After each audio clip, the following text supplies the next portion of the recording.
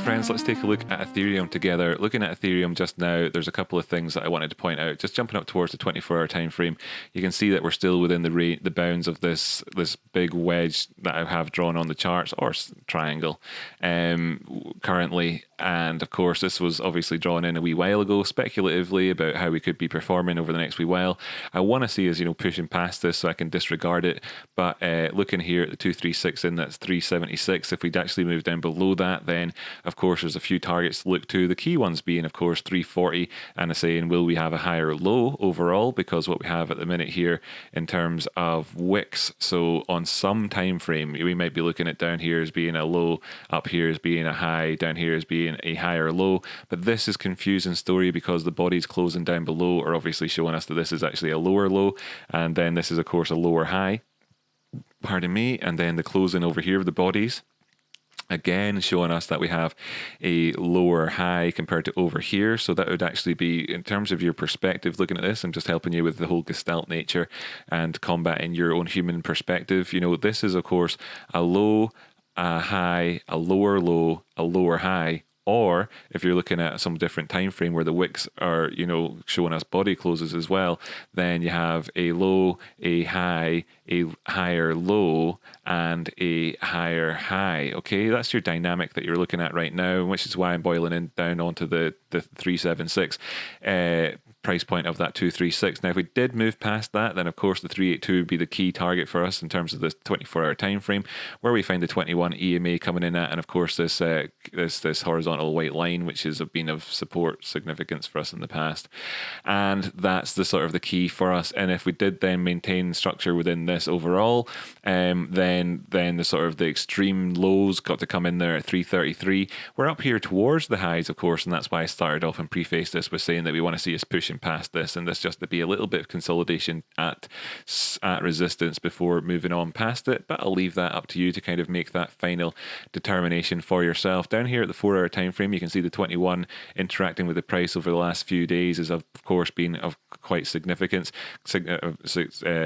important. It's been worth looking at.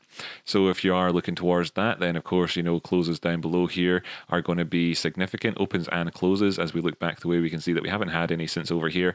Would that necessarily translate into some sort of trending action? Not necessarily, of course. So we'll have to kind of just be a little bit more sort of prudent when it comes to looking at that. But and I'm going to ask questions about the 55 EMA, which is of course currently positioned above this previous low over here. Bringing up the oscillators, you can see that while this high was indeed higher on the price action than this one over here, that's actually bearishly divergent. That's the case across the board, and this is not a particularly rosy picture right now. So of course we could see that this potentially could happen. It brings us back over to looking towards these targets I spoke about already, of such as $376, $364, $354, and $344 towards the downside, and of course 333 is being what we want to call the Alamo currently with regards to this structure that we're in right now. If it does actually sort of turn out and say it go over towards the 2-day time frame, so you can see that if it does turn out to be more along the lines of this, look at this here, we've got a low, we've got a high, we've got a higher low, and we've got it's just not quite a higher high, which is why, the story obviously operates around that basis. I mean, this is what we're looking at, right? This is what experts are looking at. This is what good traders are looking at. This is how money is made in these markets. Of course, I'm not a financial advisor. None of this is financial advice, of course, but that is what the pros be looking at. That's how you do good trading. In terms of this pitchfork, which by the way, for everybody, I've drawn this on merely as a visual representation for yourselves out there. When we're looking at things, and it does, a picture says 1,000 words for us. There's 1,000 words right there for us, and that 1,000 words comes in at $389, so $390 up towards that $400 area. And of course, the next 1,000 words comes in here at the lower end at 333. Another 1,000 words pops into the story here with this wedge that if we could if we were to find ourselves retesting it down there at 328, and then other thousands words would of course pop up. Do I have them hidden do I have parallel channels extensions to this hidden? Maybe they're just on a different time, 24-hour. Yeah, then another story here, another 1,000 words just popped up onto the screen there now with things down there towards these two areas. Of course, the 1,000 words of the 200 simple with the lining up here with this bottom end of the parallel channel, and the 233 exponential lining up with the bottom end of what was, this sort of zombie fallen wedge over here. So there's all your 1,000 words for you. If you wanted to have another 1,000 words stab at things, let's just bear in mind that this, of course, is lower than the previous high over here. So while we're looking at this high over here compared to these highs, that this high being higher while the price action is lower, 1,000 words there kind of gets summarized when you're trying to explain it to somebody else by saying hidden bearish divergence between these 2 points here. But of course, that's obviously very tentative, and we're right on the cusp of actually, disproving that fact.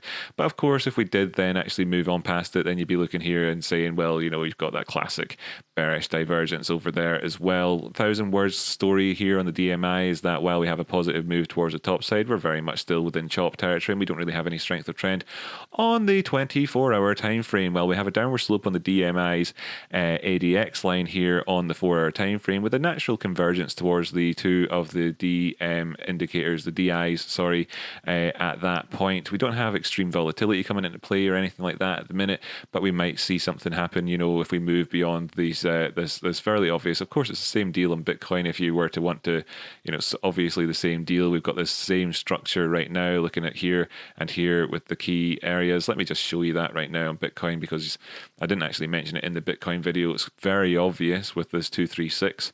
I don't need to, because remember, picture says 1,000 words, but this is what we're looking at right now, of course, as well, and that ties in with 21 EMA and that 236. So, that's what we're looking at with regards to Ethereum bubbles. Anything else I want to show you on this one? Not really. Going down towards the 1 hour time frame, I'd like to point out the fact that, of course, we're above the 21 EMA as a result of this most recent hour, moving us up past 382. But movements down past it then bring us down towards that 236 Fibonacci, of course, our key areas here. And we could see a cross, looking back the way, not really had a cross since over here on the 8th of October, which led to this most recent price action, which, of course, is very much bearishly divergent across the board there on this low time frame, obviously. Here on the Bitcoin pair now, as you can see, I've clearly already made this point in the past with regards to this area here. I'm using the brush tool just to swing along here and show us. The divergence is clear, is it not? Here and here. So far, what have we seen? Well, we've not had any structural changes. We've had a low and a higher low so far. But this, of course, could potentially be like this higher low. As well. So we're looking here and saying that there's clearly this sort of structure currently at the minute.